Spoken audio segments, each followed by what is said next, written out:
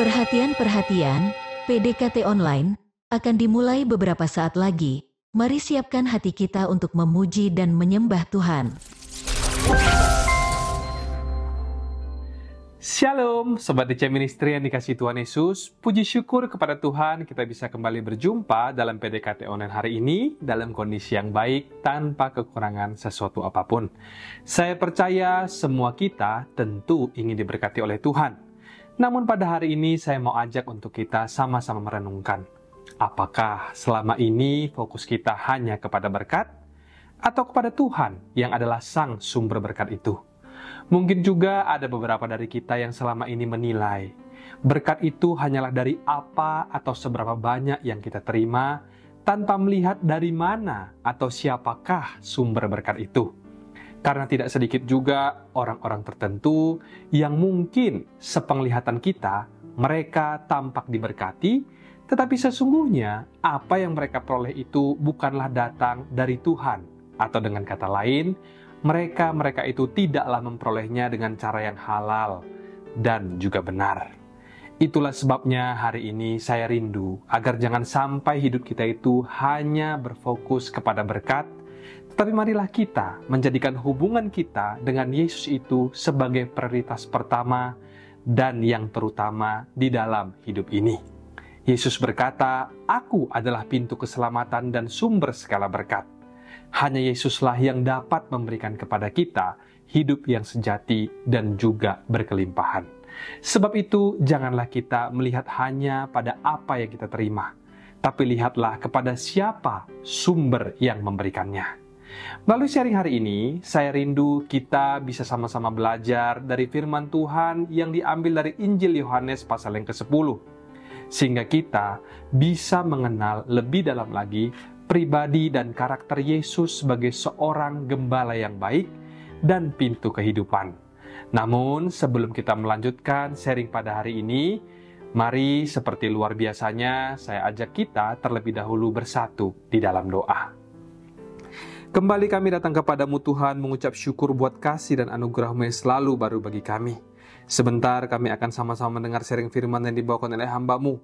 Sampaikanlah sabda-Mu ya Tuhan, kenyangkanlah hati kami dengan firman-Mu. Sembunyikan hamba di balik salib-Mu.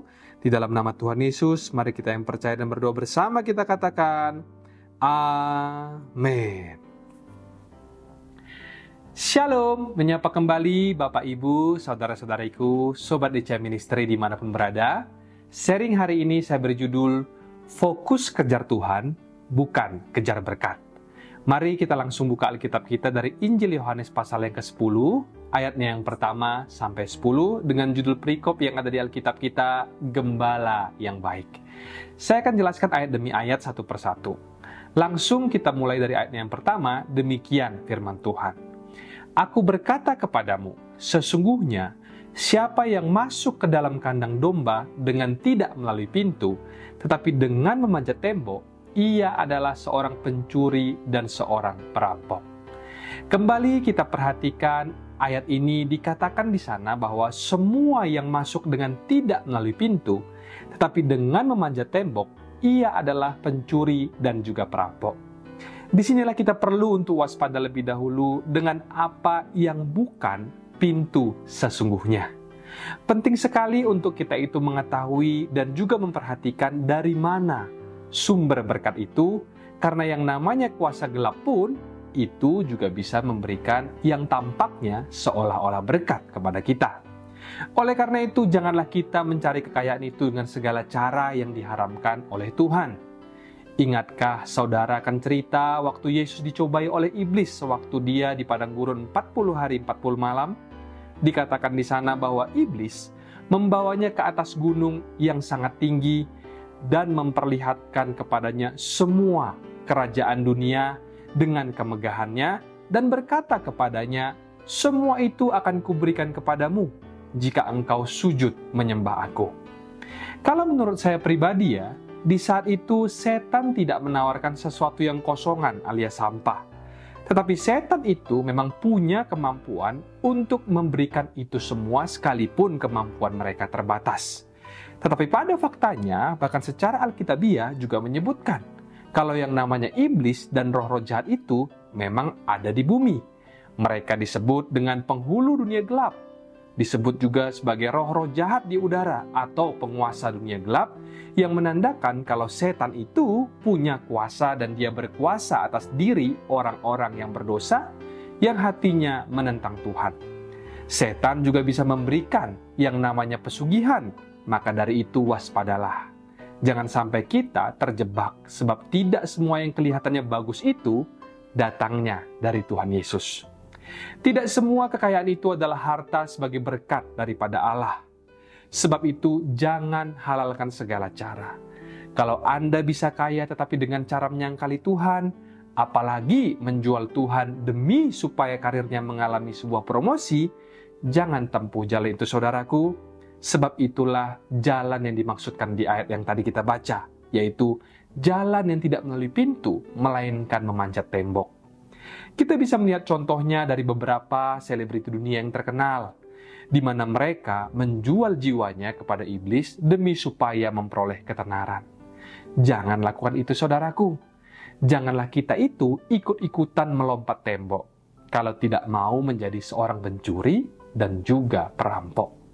Mending kita terpuruk atau ekstrimnya jadi miskin sekalian asal punya Yesus, daripada menjadi kaya raya tetapi akhirnya masuk ke dalam neraka. Sebab tanpa Yesus, kekayaan tidak akan bisa membawa atau menuntun kita kepada keselamatan. Namun demikian, kabar baiknya adalah kita tidak harus terpuruk, karena Tuhan kita itu setia dan Dia pasti akan memelihara hidup setiap kita. Pemeliharaan Tuhan yang saya maksud di sini bukanlah hanya soal harta benda saja, tetapi mencakup seluruh aspek di dalam hidup kita, baik itu kesehatan, pekerjaan, maupun hubungan serta kondisi di dalam hati kita. Mazmur 23 ayat yang pertama berkata, Tuhan adalah gembalaku, takkan kekurangan aku. Karena itu serahkanlah seluruh hidupmu kepada Tuhan dan percayalah bahwa Dia akan memimpin kita kepada jalan yang benar dan menuntun kita untuk menemukan air yang tenang. Apapun yang sudah maupun yang belum terjadi dalam hidup kita tidak akan mengubah kebenaran bahwa Tuhan itu baik adanya. Bahkan pencobaan itu bukanlah dari Tuhan. Demikian pula halnya dengan kesusahan ataupun penderitaan, itu juga bukanlah datang dari Tuhan. Sekalipun Tuhan itu bisa mengizinkan tokoh-tokoh di dalam Alkitab juga mengalami banyak pencobaan, tak terkecuali Yesus Kristus sendiri, tetapi jangan sesat, sebab pencobaan dan penderitaan itu bukanlah datang dari Allah. Firman Tuhan dalam Yakobus 1 ayat ke-17 dikatakan, setiap pemberian yang baik dan setiap anugerah yang sempurna datangnya dari atas, diturunkan dari Bapa segala terang, padanya tidak ada perubahan atau bayangan karena pertukaran. Allah itu baik, rancangannya ialah rancangan damai sejahtera dan bukan rancangan kecelakaan. Mana ada seorang bapa yang kalau anaknya minta roti dikasih batu. Tuhan tidak pernah memberikan ular kepada anaknya yang meminta ikan. Sekalipun kalau kita ikut Yesus itu bukan berarti hidup kita bakal mulus tanpa masalah. Tetapi janganlah kita menaruh rasa curiga kepada Tuhan, sebab di dalam kedaulatannya, Allah melakukan apa yang Dia inginkan untuk mencapai semua tujuannya. Dan bagian kita hanyalah percaya dan juga taat saja. Lalu di ayat yang berikutnya di ayat 2 dikatakan, tetapi siapa yang masuk melalui pintu, ia adalah gembala domba. Yesus adalah pintu, Dialah sang sumber berkat itu. Yesuslah pintu yang sah, Ia adalah gembala domba. Sekalipun mungkin sesuatu itu kelihatan sukar dan tidak enak bagi daging kita, pokoknya asal itu dari Tuhan, saya mau. Asal bersama dengan Tuhan, saya siap. Dan kita harus tahu kalau sama Yesus itu kita jangan hanya menerima apa yang baik. Ayub sendiri pernah berkata kepada istrinya dalam Ayub 2 ayat yang ke-10, apakah kita mau menerima yang baik dari Allah, tetapi tidak mau menerima yang buruk? Asal sumbernya dari Tuhan Yesus, mau sesuatu itu kelihatannya baik ataupun tidak menurut kita, harusnya kita itu mau menerima apa saja. Saya ngomong begini bukannya mau menantang Tuhan, karena hari-hari ini pun saya terus berdoa, semoga ke depan saya tidak mendapatkan masalah. Tapi kalaupun itu Tuhan izinkan, namanya sudah realita kehidupan ya kan? Semua manusia selama dia masih hidup pasti punya yang namanya masalah. Tetapi yang terpenting itu adalah Immanuel, Tuhan beserta dengan kita. Maka niscaya pastilah hidup kita akan aman dan tentram di dalamnya. Di luar boleh bergejolak, tetapi hatiku tetap merasakan damai sejahtera bersama dengan Allah.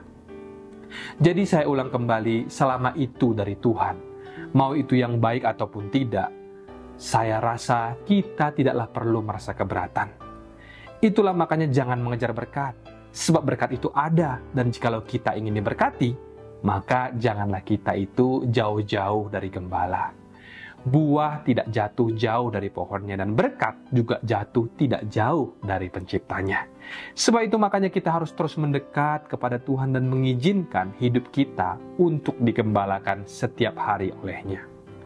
Jangan halalkan segala cara demi berkat, sekalipun kalau Tuhan mengizinkan kita untuk mengalami yang namanya sebuah pergumulan. Percayalah bahwa Tuhan tahu apa yang Dia perbuat atas hidup kita. Kalaupun seolah-olah hari ini kita sedang mengalami lembah kekelaman, itu hanyalah sementara.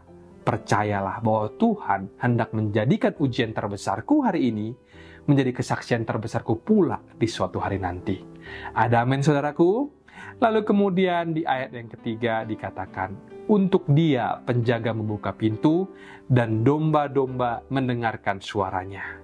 Dan Ia memanggil domba-dombanya masing-masing menurut namanya dan menuntunnya keluar. Seorang penjaga pasti akan membuka pintu karena domba itu mendengarkan suaranya. Asal Tuhan yang memimpin hidup kita, pintu yang benar itu pasti akan terbuka di dalam hidup kita. Sebab Tuhan yang memegang kendali. Tahukah saudara bahwa tidak semua yang namanya kesempatan itu datangnya dari Tuhan? Dan tidak semua rintangan itu juga berarti Tuhan tidak berkenan. Terkadang adanya rintangan justru menunjukkan bahwa akan ada peperangan. Yang artinya Tuhan menuntun kita ke situ untuk kita meraih kemenangan. Seperti halnya di saat Tuhan menyuruh bangsa Israel untuk masuk ke dalam tanah Kanaan, padahal di situ ada orang Amori, ada kaum Enak yang raksasa, dan ada juga orang Filistin di sana. Tapi kalau itu harus perang, ya berarti perang. Mintalah kepada Tuhan agar selalu mengajari kita untuk taat dan memberikan kepada kita hati yang berani kalau memang kita harus menghadapi peperangan rohani. Sebab tidak semua rintangan itu berarti Tuhan berkata no. Dan tidak semua pintu yang terbuka di depan kita itu berarti Tuhan berkata yes. Ingat cerita Lot sewaktu dia melihat Sodom dan Gomora. Lot melihat tempat itu sangat begitu indah pemandangannya dan subur tanahnya. Tetapi siapa yang menyangka di situ ternyata adalah sarang setan.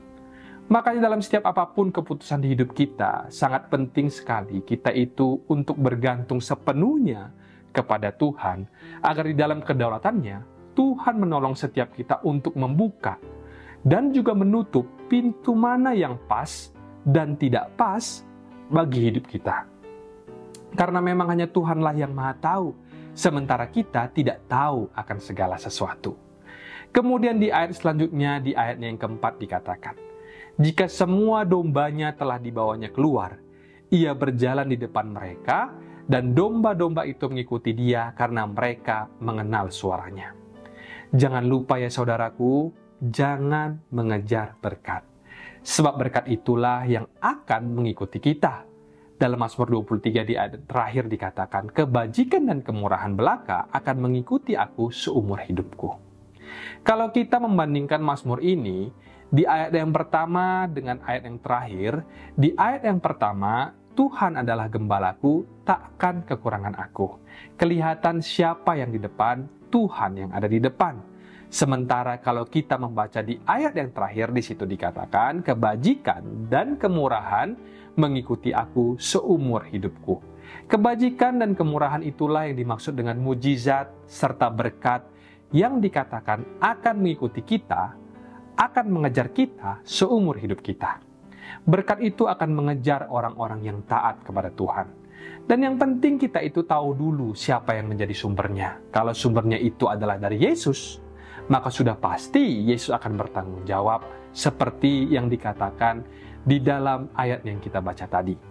Ia berjalan di depan mereka dan domba-domba mengikuti dia karena mereka mengenal suaranya.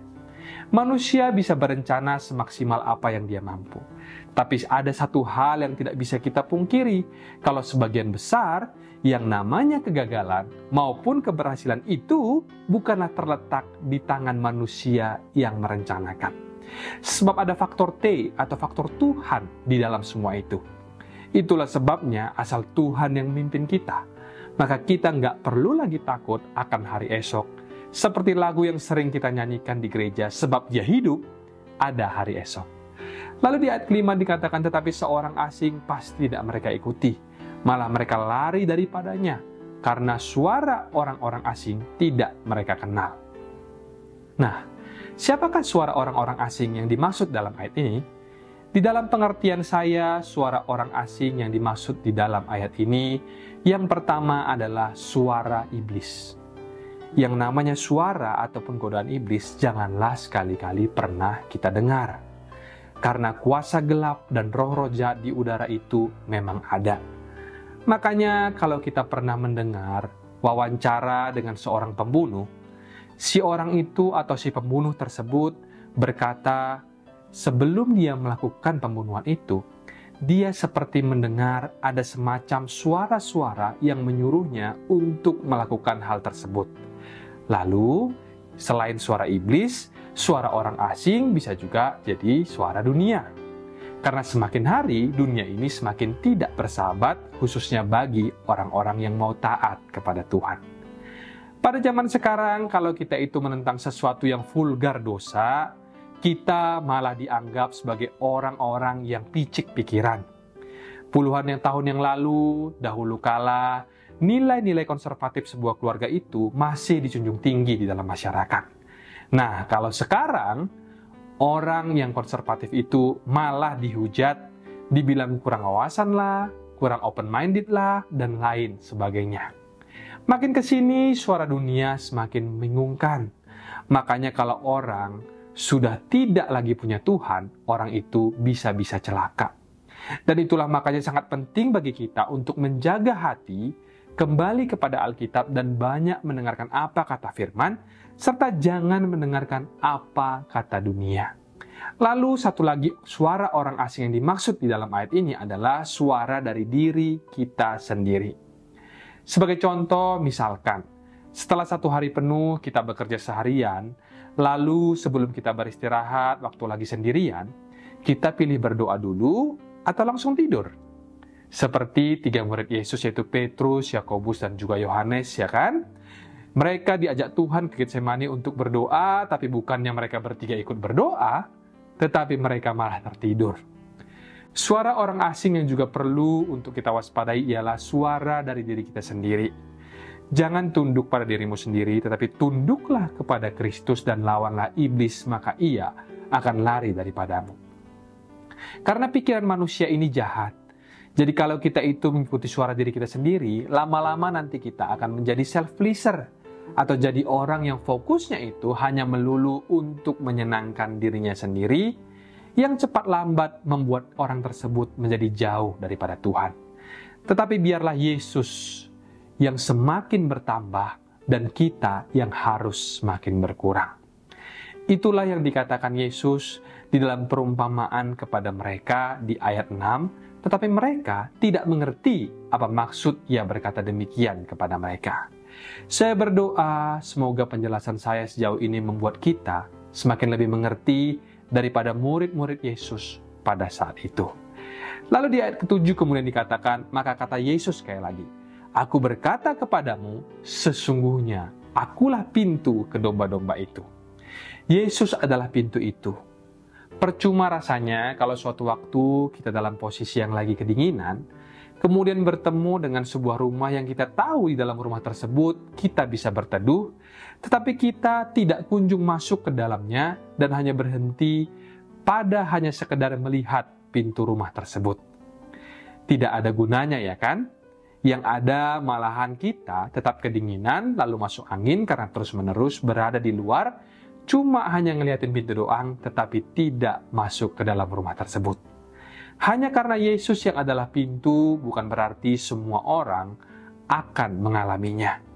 Sebagai contoh, misalkan kalau kita itu datang ke sebuah ibadah di gereja, lalu di saat orang lain di samping kita menyanyi dan menyembah Tuhan dengan sungguh-sungguh, lalu kitanya hanya pelongo-pelongo melihat ke sana dan melihat ke sini, tidak tertarik untuk ikut bersama-sama menyembah dengan mereka. Itu ibaratnya sama saja dengan orang yang sudah berada di dekat pintu, tetapi dia tidak masuk ke dalamnya. Orang lain yang di samping kita tadi itu masuk ke hadirat Allah, sementara kita hanyalah bengong menyaksikannya. Dan berakhir dengan sama sekali tidak mengalami apa-apa, sementara orang yang di sebelahmu tadi yang menyembah itu hidupnya berubah. Yang mungkin di awal tadi hatinya keras, sekarang jadi lembut karena diubahkan sama Tuhan. Atau yang tadinya sedih, sekarang menjadi bersukacita. Tiba-tiba mereka mengalami perjumpaan dengan Tuhan, lalu kemudian mendapat solusi dan hikmat untuk menyelesaikan masalah mereka. Sementara bagi kita yang tadi hanya menyaksikan pintu, tidak mengalami apa-apa. Akulah pintu, kata Tuhan di dalam ayat ini mengandung arti yang dalam. Akulah pintu, itu maksudnya Tuhan adalah satu-satunya alamat yang tepat. Sebuah lokasi ataupun tempat di mana kita bisa masuk ke hadirat Allah, lalu kemudian keluar atau diluncurkan ke dalam pekerjaan kita, pelayanan kita, atau apapun aktivitas yang kita lakukan di dalam hidup kita. Lalu semua orang datang sebelum aku, ayat 8, adalah pencuri dan perampok, dan domba-domba itu tidak mendengarkan mereka. Hati-hati terhadap suara iblis, terhadap suara dunia, dan suara diri kita sendiri. Sebenarnya ya, kalau kita itu rindu untuk mengalami Tuhan lebih lagi, tidak perlu kita itu harus menjadi orang yang super peka dulu, atau bahkan menjadi bisa mendengar suara Tuhan secara audible dulu, karena sebagian besar suara Tuhan yang bisa kita rasakan itu adalah suara hati yang sesuai dengan firman Allah. Jadi kalau kita itu mau mendengarkan suara Kristus lebih jelas lagi, maka berhentilah mendengarkan suaramu sendiri dan juga suara dunia yang ada di sekelilingmu, kecuali dari para penasehat-penasehat yang Tuhan utus seperti orang Majus yang mengingatkan Anda akan firman. Karena Roh Kudus memakai mereka untuk meneguhkan firman yang sudah ada di dalam Alkitab kita yang ada di tangan kita ini. Lalu ayat 9 diulangi, akulah pintu, barang siapa masuk melalui aku, ia akan selamat dan ia akan masuk dan keluar dan menemukan padang rumput. Orang yang datang kepada Tuhan itu pertama-tama ia pasti akan selamat. Sebab firman Tuhan dalam Yeremia 29 berkata, sebab aku ini mengetahui rancangan-rancangan apa yang ada padaku, yaitu rancangan damai sejahtera dan bukan rancangan kecelakaan, yang memberikan kepadamu masa depan yang penuh dengan harapan. Lalu setelah dikatakan ia akan selamat, kemudian kalimat yang berikutnya dikatakan ia akan masuk dan keluar dan menemukan padang rumput.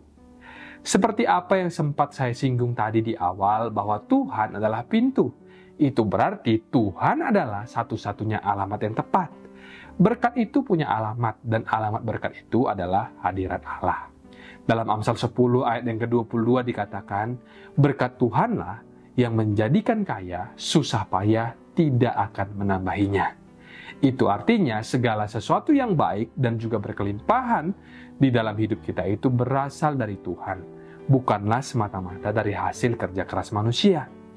Untuk itulah kita perlu untuk memastikan agar setiap hari dimanapun kita dan mau pergi kemanapun kita, teruslah senantiasa berdoa dan libatkan Tuhan di dalam segala hal. Ada amin saudaraku? Lalu yang terakhir ayat yang ke-10 dikatakan, pencuri datang hanya untuk mencuri dan membunuh dan membinasakan. Aku datang, kata Yesus, supaya mereka mempunyai hidup dan mempunyainya di dalam segala kelimpahan. Supaya mereka mempunyai hidup dan mempunyainya di dalam segala kelimpahan itu, tidak berbicara melalui soal harta, tetapi bicara tentang penyertaan Tuhan yang menyeluruh di dalam hidup kita semua. Tuhan datang untuk menyediakan kemenangan dan penyertaan, bahkan pembelaan bagi setiap kita, agar nanti suatu hari di hidup kita ini, kita bisa menjadi sebuah kesaksian hidup bagaimana Allah itu nyata di dalam setiap aspek kehidupan kita. Saya rangkum menjadi 3 poin yang bisa kita catat dari sharing PDKT online pada hari ini. Poin yang pertama, jangan hanya fokus mengejar berkat, tetapi kejarlah Tuhan. Di dalam setiap keputusan di hidupmu, perhatikanlah pintu yang benar. Yesus adalah satu-satunya pintu keselamatan dan sumber kehidupan yang sejati. Sejak zamannya Musa, mujizat bukan hanya dilakukan Musa melalui tongkatnya, tetapi para ahli sihir Mesir pun bisa melakukannya. Namun kita bisa melihat di akhir ceritanya, kalau tongkat Musa menelan ular-ular mereka. Ini mengingatkan kepada kita bahwa kuasa yang sejati itu hanya berasal daripada Tuhan. Jika fokus kita hanya pada berkat, nanti kita bisa terjebak. Karena orang di luar Yesus pun bisa kaya dan juga sukses. Namun kalau saya lebih memilih berkat yang berasal dari Tuhan Yesus, karena itulah yang paling aman dan membawa kita kepada keselamatan. Lalu poin yang kedua, lebih banyak waktu lagi untuk mendengarkan suara Tuhan, yaitu melalui doa dan membaca firman. Latihlah dirimu untuk semakin peka terhadap suara Tuhan dan jangan mendengarkan suara orang-orang asing. Waspadalah terhadap ajakan atau pengaruh yang bisa membuatmu menjauh daripada Tuhan. Poin yang terakhir atau poin yang ketiga, tunduklah kepada Allah dan lawanlah iblis dengan segala godaan dan tipu dayanya. Peperangan rohani itu ada, saudaraku, dan pasti terjadi di dalam kehidupan orang-orang yang mau taat sama Tuhan. Iblis pasti terus bersusah-susah payah untuk menjatuhkan kita dengan segala godaan dan tipu dayanya. Namun firman Tuhan mengingatkan kita untuk terus berjaga-jaga dan berdiri teguh di dalam iman. Yakobus 4 ayat yang ke-7 berkata, tunduklah kepada Allah dan lawanlah iblis, maka ia akan lari daripadamu. Dengan perlengkapan senjata rohani yaitu firman, doa, dan juga iman, kita akan mampu mengalahkan segala tipu daya muslihat iblis dan berjalan di dalam kemenangan demi kemenangan. Percayalah, di saat kita berdiri teguh dalam Tuhan, berkat dan perlindungannya akan selalu menyertai kita. Bahkan berkat dari bangsa-bangsa, dari seberang lautan pun akan dipindahkan ke dalam kehidupan umat-umat pilihannya. Demikian sharing hari ini. Saya rindu firman hari ini memberkati kita semua. Mari sama-sama kita tundukkan kepala, kita bersatu hati di dalam doa. Tuhan Yesus yang baik, sungguh kami diberkati dengan sharing firman-Mu pada hari ini, yang mengingatkan kami kembali kalau kami boleh ada sebagaimana kami ada hari ini. Itu semua karena anugerah-Mu. Ajarilah kami ya Tuhan untuk terus senantiasa taat dan senantiasa setia kepadamu, fokus mengejar Tuhan dan bukan mengejar berkat. Hari ini kami juga rindu untuk menopang dalam doa semua Sobat DJ Ministry dimanapun berada. Kiranya Tuhan yang memberikan kelegaan kepada setiap hati kami yang letih lesu dan beban berat. Apapun yang terjadi dalam hidup kami mau terus tetap percaya bahwa Allah turut bekerja dalam segala sesuatu untuk mendatangkan kebaikan bagi mereka yang mengasihi Dia. Terima kasih Tuhan Yesus. Dalam nama Tuhan Yesus, mari kita yang percaya dan berdoa bersama kita katakan, Amin. Mari kita buka hati dan angkat tangan kita untuk menerima berkat daripada Tuhan. Terimalah kiranya berkat dari Allah Bapa, cinta kasih Tuhan Yesus Kristus, penyertaan Allah Roh Kudus akan menyertai hidupmu mulai hari ini bahkan sampai kali yang kedua. Tuhan Yesus datang menjemput kita, namamu tercatat di dalam kitab kehidupan. Di dalam nama Tuhan Yesus yang percaya dan diberkati, katakan bersama dengan saya, Amin, Amin, Amin. Tuhan Yesus memberkati, Shalom dan sampai jumpa.